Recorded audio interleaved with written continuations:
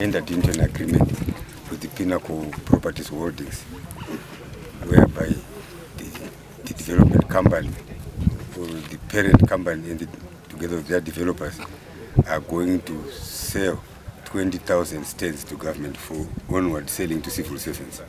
That agreement has been consummated and is now very much alive.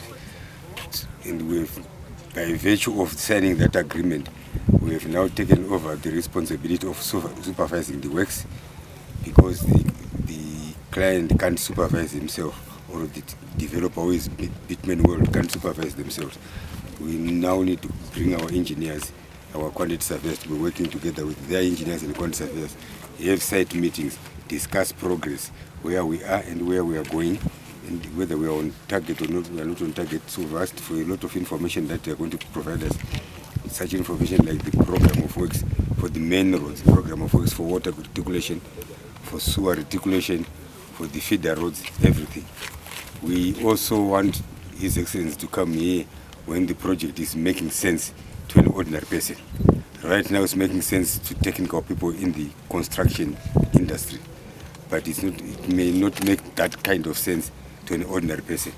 So we would want them to do that, and I'm happy that they are doing that. These roads are ready for surfacing, and we are told within a week or so they will have surfaced all the major roads that are here.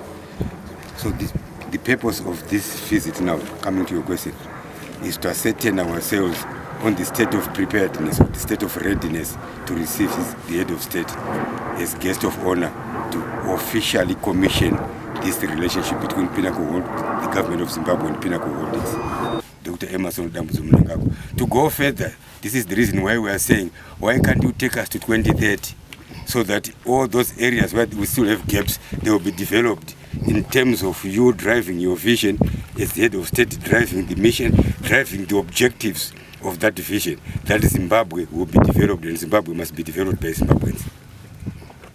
I know some of you guys will go and twist things. We are not admirers of, we are not desirous of getting into a third term. That's not what we are talking about. We are talking about it developing until we get to 2030. Zimbabwe will be developed to an upper middle income economy status. Then others can come and maintain what we have done. Because what is being done now, there are very few people with the capacity and the intellectual capacity and institutional memory to be able to put together the different pieces that are scattered all over. The scattered pieces in terms of unity of purpose as a people, in terms of the desire to develop, in terms of maintaining peace. Zimbabwe is a peace-loving country with peace-loving people. Of course, there are elements here and there that try to throw stones to disturb the peace, but we are a peace-loving people. It's because we've got leadership that is peace-loving, leadership that is purpose-driven, leadership that is under the leadership of His Excellency Dr. Emerson Dambuzo. That's all we're talking about. From a government perspective, on this program alone, we are delivering about 5 policy stations.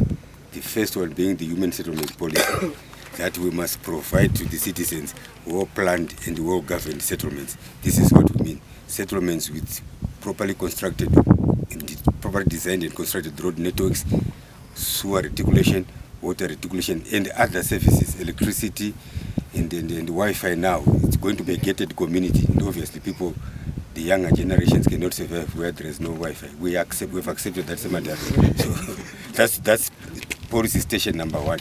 The second policy station is to ensure that we obliterate the existence of an animal called land baron. Yeah. By providing people with well-planned, well-serviced, and well-governed settlements, where people, once you start paying for your stand, rest assured that you're going to have title deeds for that piece of land. Number 3, we are now speaking to the regularization policy as well. As we move forward as a country, let's build better forward. It's being experienced here, building better forward.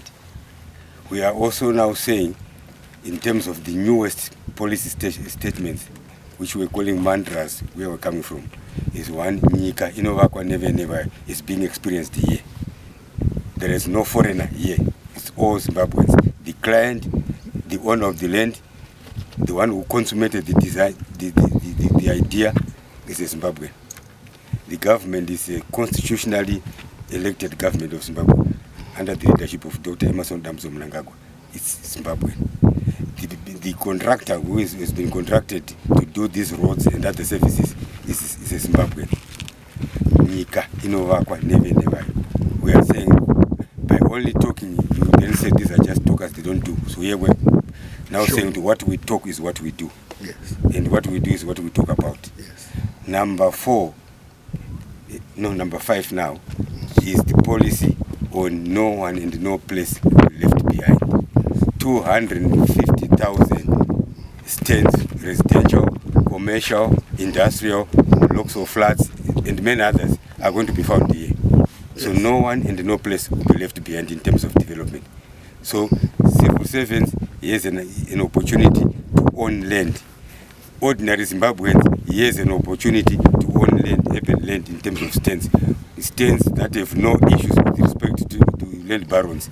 Stands with papers. You can have your title deeds. Once you start paying, start processing payment. Our Department of Spatial Planning, we've got our Chief Director here. I don't know where he's going to. I think he's still eating there.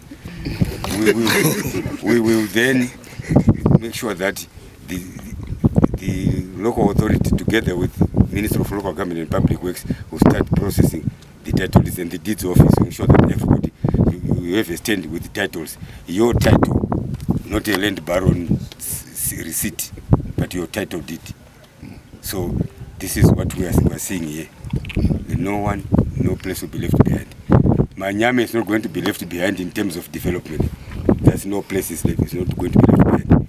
And the entirety of the civil service and the ordinary Zimbabweans, not only in Harare but throughout the country, whosoever desire to come and buy a stand here and build here, the opportunities are vast and they are there. No one will be left behind. We are providing 250,000 units. When I say units, I mean stands as well as flats and other business centers.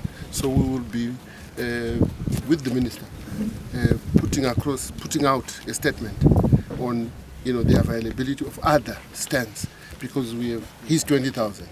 We are is supposed to supply the whole nation with new products, as well as other stands for other people, not the civil servants only.